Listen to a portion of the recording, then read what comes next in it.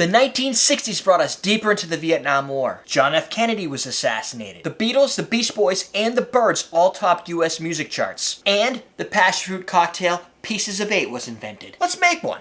Stay tuned. Brought to you by AwesomeDrinks.com. Check out learn.awesomedrinks.com to learn more about cocktails. Welcome to Common Man Cocktails. I'm Derek, and this series is all about kickstarting your way into home cocktail, crafting, mixology, everything to deal with making great cocktails at home. You don't always have to go out to the bar and spend a lot of money to make a good cocktail. Entertain your guests. Go to parties. Be invited to more parties. Or use this knowledge and information to go get yourself a job in the cocktail industry. Then you can leave us a tip. It's patreon.com/CMC. But for now, just subscribe to the show and like this video. Today we're going to look at a 1962 cocktail known as Pieces of 8. It's actually from the Pieces of 8 restaurant in Marina del Rey, California, which closed in the 1970s. So you might not be able to visit it now, but you can still enjoy a piece of its history through this recipe. The Pieces of 8 recipe includes 1.5 ounces of passion fruit, 1.5 ounces of light rum, 3/4 ounce of lemon juice, 3/4 ounce of lime juice. If you've watched our videos on acidity, right up here, you will understand that sometimes combining the two acids together, your malic and your citric acid, creates a perfect flavor combination. On top of which, we're using Liber & Co. passion fruit syrup. And Liber & Co. passion fruit syrup brings both the sugar and the tart, sour bite of passion fruit. I love passion fruit, so I know I'm going to like this cocktail. That I think I made it once in the past. And for this, I'm going to use, for my light rum of choice, it's kind of a light rum, it's just rum, is Rumson's rum, which is available in New England and some places overseas and maybe someplace else by the time you're watching this, I don't know. But I figured I should probably use their rum if I'm using rum and I have a Rumson's shirt on because I just like the shirt. They're not sponsoring the episode. I am. AwesomeDrinks.com. So you're going to build this in a shaker with crushed ice. If you've watched our video on shaking, which is part of course 1 on using your bartender tools, typically you use regular ice. Crushed ice, if you've watched our video on dilution, is going to dilute a cocktail more. So when you shake it with crushed ice, you're going to get more dilution. I don't suggest doing that just at random. I suggest doing that when a cocktail calls for it. There's usually a reason. This cocktail is going to have a lot of sour draw to it and a good deal of rum. So that extra dilution, it's going to give you some additional aroma and flavor, and it's going to cut back the drink a little bit, so it's probably not as aggressive. That's just my theory. I didn't invent the drink. After we're done building this drink, if you enjoy a rich history on cocktails, stay tuned for more on the cocktail history because I did some research. It took several hours, so I hope you enjoy. We're going to start by bringing in here our rum and our passion fruit. 1.5 ounces. So if you have a Japanese jigger from AwesomeDrinks.com and our bartender starter kit, this is an easy measure. And Liber & Co. passion fruit, one of its benefits is it's just not a flavor agent that's supposed to taste like passion fruit. Its first 2 ingredients are passion fruit and sugar, followed by some preservative, and which is good. That way it lasts longer on the shelf, and gum arabic, which gives you that thickness, that beautiful smooth mouthfeel. And if you watched our video on cocktail balance, you'll see that this is really kind of a 1-1-1, sugar, sour, to alcohol. Now for this, I'm going to take my ice, put it in a Lewis bag, and hit it with a hammer. Lewis bag's available at AwesomeDrinks.com. What's the point of a Lewis bag? To put your ice in there, it keeps the moisture, pulls the moisture away, so you get the fresh crushed ice, but you don't get a lot of the water dilution that comes along with it. Once you get that, throw your ice into your shaker.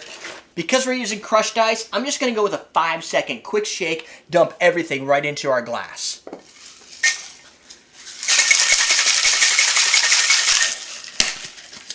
Pour it in.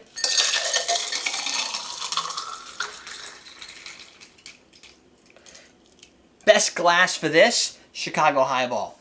Besides it looking sexy, it fits everything. That part was kind of a gamble, but I figured it would work. Now you can put your garnishes on the side. If you want to, you could probably lay them right on top. And there, the Pieces of 8. Sweet. Now let's straw that up and give it a try. It makes me think of summer. It's got just the right acidity. It's got the right balance between the sweet passion fruit, but also a tart bite, a little bit of a sour zing. And the rum plays right in. You get the flavor of the rum and all the texture of the rum in a smooth drink, but it has a juicy, like you almost use a passion fruit juice versus a syrup. The syrup works better because it's concentrated, so you can make a lot more cocktails with the syrup than you can typically do with the juice. That is fantastic. So we know the restaurant was closed in 1970. This drink was made in 1962. But what the heck is a Pieces of 8? It's a weird name, so I had to Google. I had to do some research to try and figure out why the Pieces of 8. So it turns out the Pieces of 8 is a 38 millimeter diameter coin. It's worth 8 Spanish reals, and it was minted in the Spanish Empire after 1598, which is a heck of a long time ago. The beauty is it was divisible by 8 pieces, so you could literally cut it to make change. And that's where it got its nickname, Pieces of 8. But how does this Pieces of 8 become a restaurant name? So the Pieces of 8 were brought in to the US through standard trade, like through the West Indies. And it actually became a standard currency in the United States because the British currency was too scarce. It really comes just down to old school lack of precious metals. You know, back in the day where things were backed by the actual rare currencies, not just paper and made up numbers. And that made the Pieces of 8 something everybody wanted because it was a hard currency that had a lot of value, including during trade routes, pirating. And of course, pirates have always been a big thing in lore, big thing involving rum, even though pirates never really had any association with rum. They really just drank anything they can get, which was typically port wine and Madeira.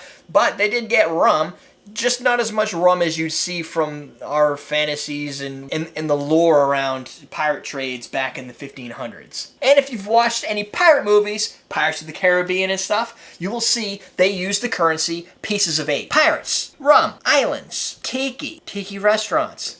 Pieces of 8 is born. The Pieces of 8 restaurant had a nautical theme to it. It was tied to the concept of treasures, pirates, pirate booty, and everything kind of in that motif. So, Pieces of 8 makes a lot more sense, especially when you bring it around to the history of the Pieces of 8 as a currency. Here's another fun fact. The US stock market was originally based on eighth increments because of the Pieces of 8, which also was tied into the US dollar. Technically, the Pieces of 8 was the first world currency. Why? Because traders liked it. They can count it out and do all the math on their fingers. You have 8 fingers. Traders didn't include thumbs. So when you have to do trade math and you've got 8 fingers, Pieces of 8 makes a lot of sense. It's like synergy. So next time, we're going to move into a passion fruit cocktail with vodka. Because vodka's huge. While I don't consider it the most fantastic of spirits, it's big in the industry. Everybody likes vodka. So we're going to make a cocktail that riffs off the classic lemon drop, but with passion fruit. Until then, you can start your journey into home cocktails by checking out the link below for awesomedrinks.com. That's going to send you right to the bartender starter kit so you can get creating cocktails ASAP. And while you're waiting on that order to show up, check out Course 1 and 2. Course 1 is all about using those bartender tools that you're about to get if you haven't received them already. That's it. We're teaching you how to drink.